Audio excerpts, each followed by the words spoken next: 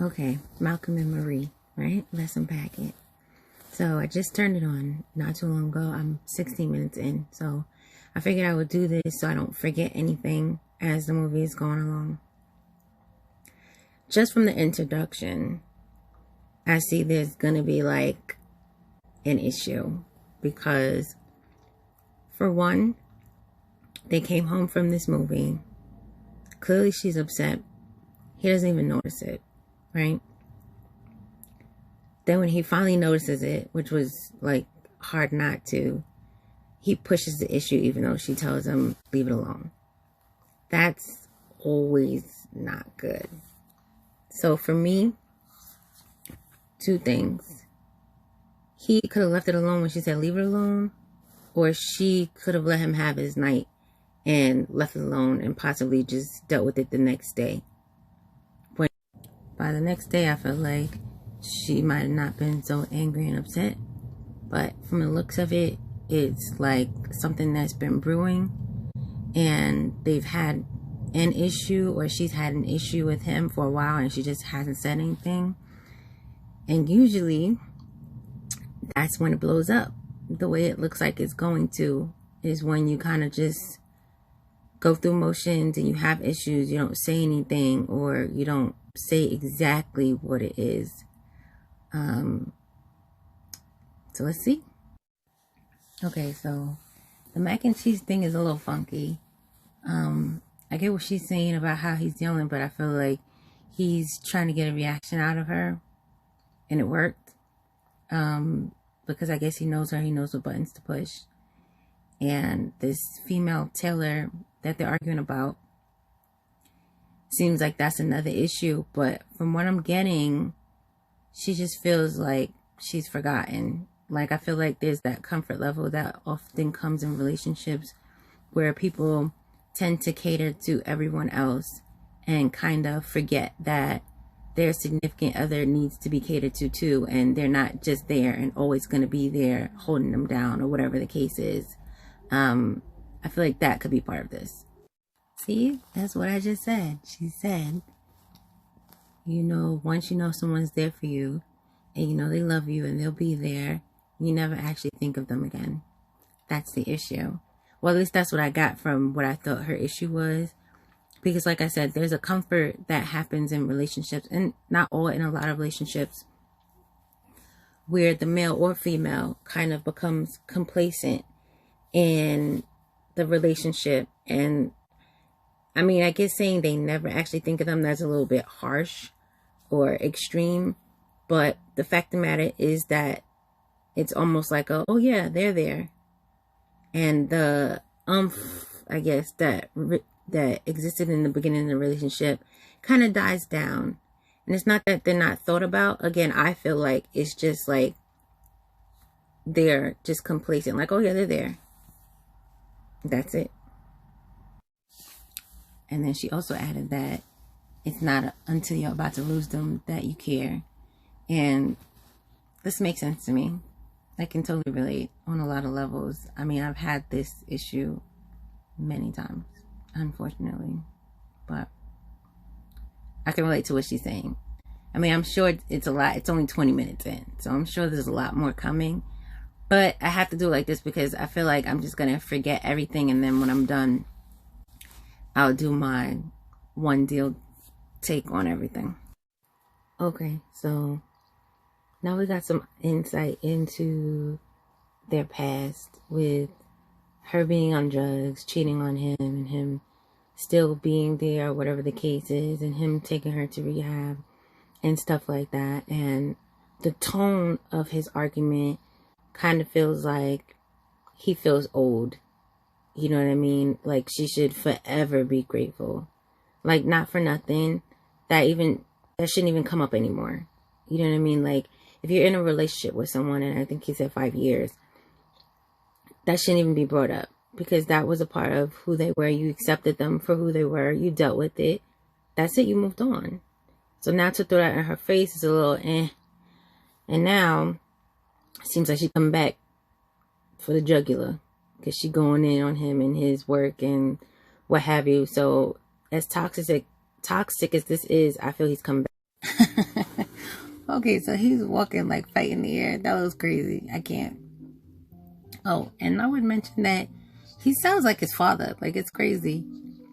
And I low-key want mac and cheese now. Like, I haven't had mac and cheese in mad long. Like, mad long. And I really feel like I need to go buy some Kraft mac and cheese and have that for dinner before the week is out. Ooh, curse words. I send heart emojis because I honestly don't know how to respond to that.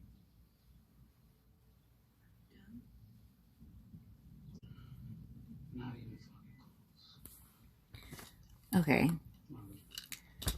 This is the tub monologue scene, right? And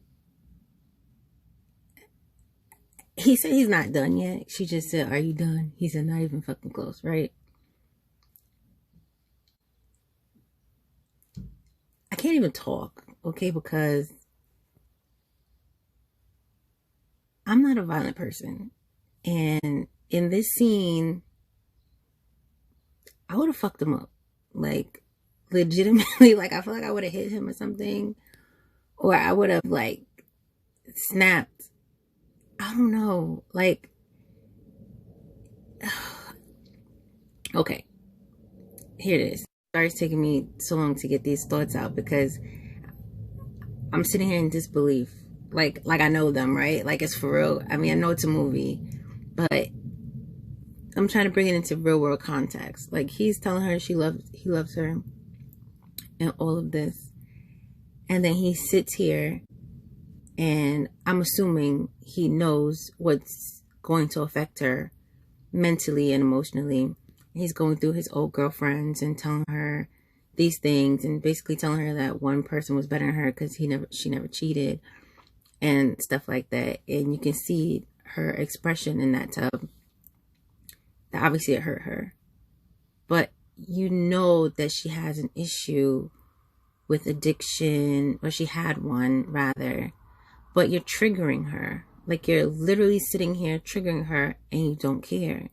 And you're supposed to love her. You said you loved her 1,000,000 times in the beginning. You don't do that. Like, I feel like she hurt his feelings talking about his work. She called him mediocre, and that seemed to kind of hit something in him.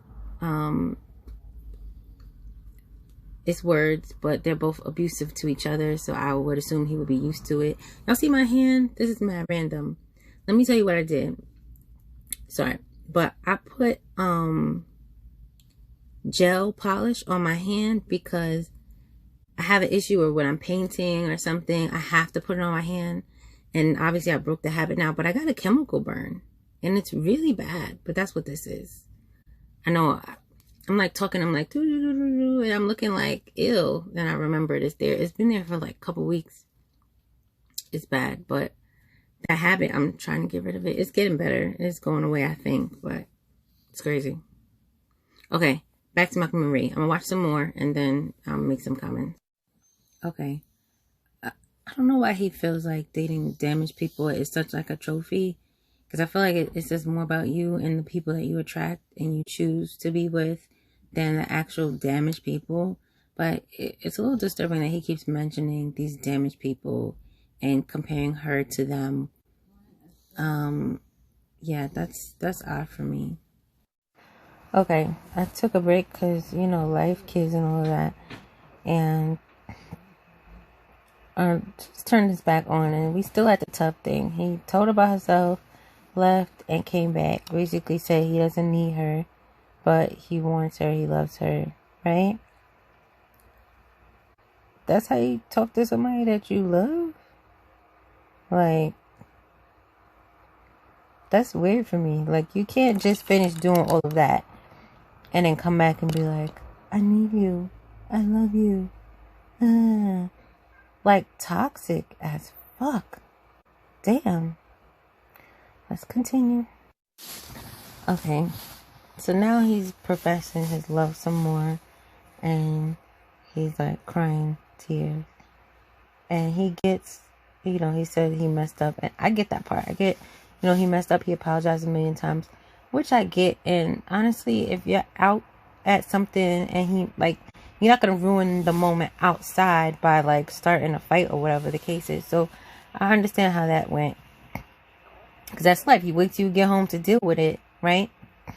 I still personally think that she could have waited. But, you know, that's not the movie. And I understand how this kind of thing, because again, he wants to celebrate. He just had like an amazing night according to him. And he didn't need, I guess, the rain on his parade, so to speak.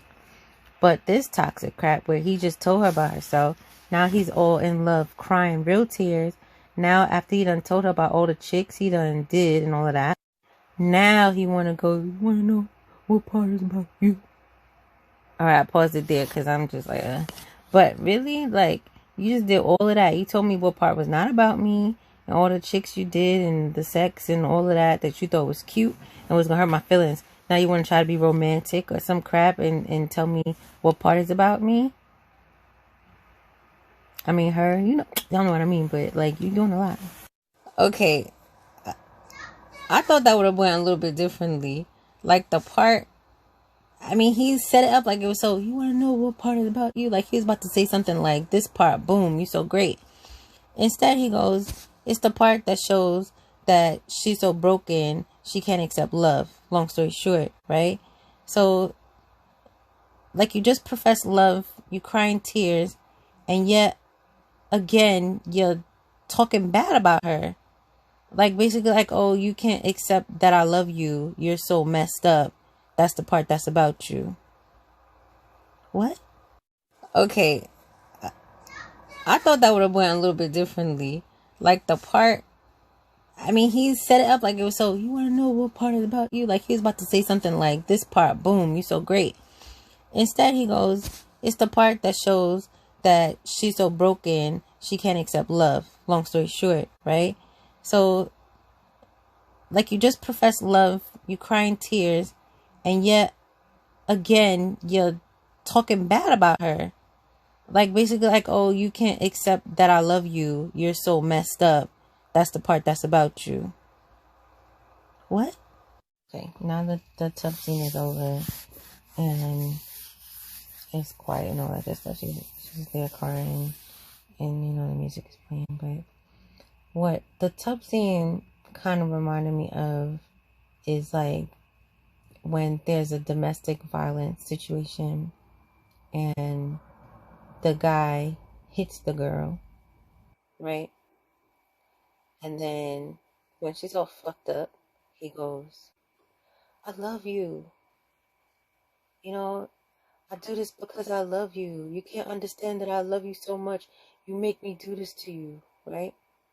After he professes his love, he then continues to tell her that she's the reason their relationship is so fucked up. Like, you're the reason we like this because you're broken and that's the problem, basically. Like, I feel like that's what that bathtub scene was. Okay, so the cigarette smoking scene was odd. It's almost like she wanted to tell him something, but she couldn't, so she just played the song, which basically was her telling him, I know you abused me, and I should leave you, but I'm going to stay with you forever, which is very dysfunctional, right? So he leaves, and it seems like she gets sad, because I guess she's not sure how it was received, because it seems like she tried to, like, smile and play around, and I don't know, that wouldn't have been me, because after that tub thing, I don't know, that was a lot. But anyway, seems like she was trying to change the mood or the tone, and he got up and walked away. Then he starts F-bombing all over the place, and we get to him reading the review that he was waiting for. Well, first he had the issue getting it, then reading it, complaining about it, even though I guess it was good. Okay, so he got a good review. He had a fight with himself. That's weird as hell to me. Then, I guess, because he got a good review, he's in a better mood.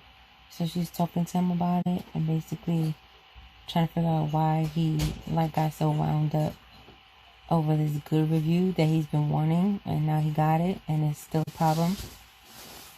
Either way, they squash that and they have a little conversation. They're laughing, they're playing, there's a good mood, and now they're making out. Looks like they're gonna have sex, I assume, what she's been trying to do the whole time. Not the whole time, but you know, from the beginning, that he tried that in the start. It didn't work out. But now he got pee, so let's see. Okay. So I had a feeling once he left her there and she started gazing that it was gonna be a problem, and I was right. So I thought she was gonna reflect back to the bathtub joint because she started crying. I'm like, oh, maybe she remembered all the effed up stuff that he said, right? Okay, so no. Now she's asking how come he didn't cast her. Can you really?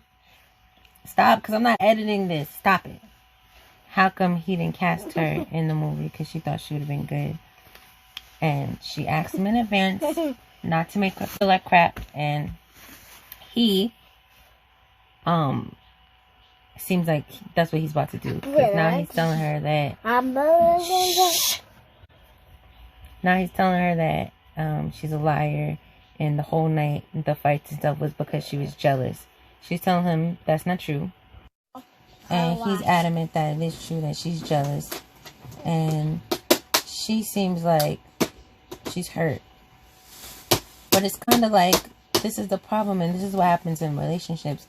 Like, it takes a long time to film a movie. Like, you should have told him, like, a long time ago that you felt the way that he wasn't casted for the movie. Like, why you wait until now, when the movie is out and everybody's looking at it and stuff, to talk about why didn't you cast me? Miss, it's been months, years, whatever, however long it took a long time. You should have been had this discussion. Like, this is part of the problem. There's no communication. The communication sucks. And it's like she's scared to talk to him because of how volatile their relationship is. But I don't know, they need therapy or something. I don't know. Let's keep going. Okay, so watching this film as a female, I feel like I don't even think I'm going to watch these clips again. I think I'm just going to put them together and post them. But I feel like my view might be a little bit skewed because I'm a female. So I'm thinking female perspective, and I'm leaning on the side of the female, possibly. I don't know. I'm just saying it how I see it as it's happening, without any afterthought while it's fresh on my brain, because I feel like that's a better idea of how I actually feel about it. But now, with this scene right here, when she's talking about the movie, and she would have been better, and it's her story, and she's stuck with it, and now he's basically telling her that, you know, she didn't audition, and I'm like, okay, wait a minute. How are you going to get upset that you weren't casted in the movie if you didn't audition? Like, the way she said it made it seem like she auditioned, and he just ain't pick her. Like, you're asking, how come you didn't cast me? You didn't audition. So now he's mad, and he's telling her that she's playing the victim. And I kind of have to side with him, because what are you doing, sis? Like, you basically said, oh, I didn't audition because I didn't think you wanted me. You either want to audition and you want to do the part, or you don't. Like, you feel like, or you assume that he doesn't want you to do the part, then you just say forget it altogether. But he said that he told you to audition and you were reluctant. So if he told you to audition, then a part of him may have wanted you. But I agree. At this point, I feel like this is a little victimish. And I think she needs to get her head shrunk, because this is too much. Like, she's still jacked up. And that's the problem. He's trying to save her. She